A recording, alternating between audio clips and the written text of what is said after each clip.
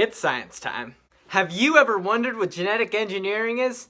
Well, if you have, now you don't have to because I'm going to teach you. And the best way to do that is to do it Magic School Bus style and go on the inside. Let's go! Right now we are inside of the nucleus of a cell of an apple.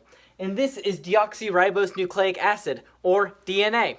DNA is the code for all life on Earth. All of your physical traits are coded by DNA. DNA really makes us who we are. According to the article Genetic Engineering involves the deliberate manipulation of an organism's deoxyribonucleic acid, DNA, which carries genetic material, in order to produce specific characteristics called phenotypes. Let's do a little genetic engineering ourselves and change up this apple a little bit. Let's take this gene right there, get rid of it, and then put a new one in. Let's see what we did. It's green now. Genetic engineering. Here is a brief history of genetic engineering. The first genetically modified crop was a tomato released in 1994. Over the years, genetic engineering has expanded, and now we have corn that can produce natural pesticides and rice that has vitamin A. Genetic engineering has also been used to create new medicines. Human insulin can now be produced through bacteria cells. That happens by removing the human insulin-producing gene from a human cell, placing it into a bacteria cell, and then the bacteria grows and multiplies, and each new bacteria cell contains a gene to produce insulin, so it produces insulin for humans.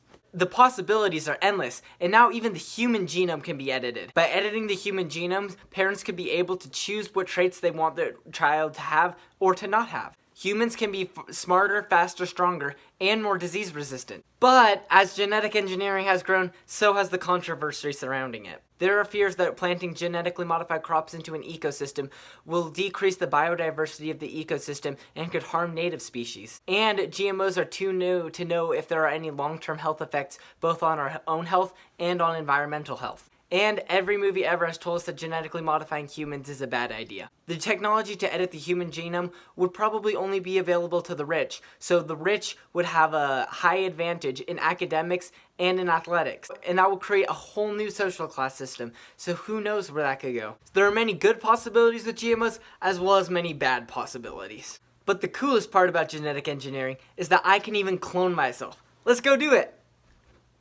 I'd like you to meet Will. Hey, Will. Hey, Will. Well, that's all for Science with Will. I hope you enjoyed this video and give me an A on this project. Bye!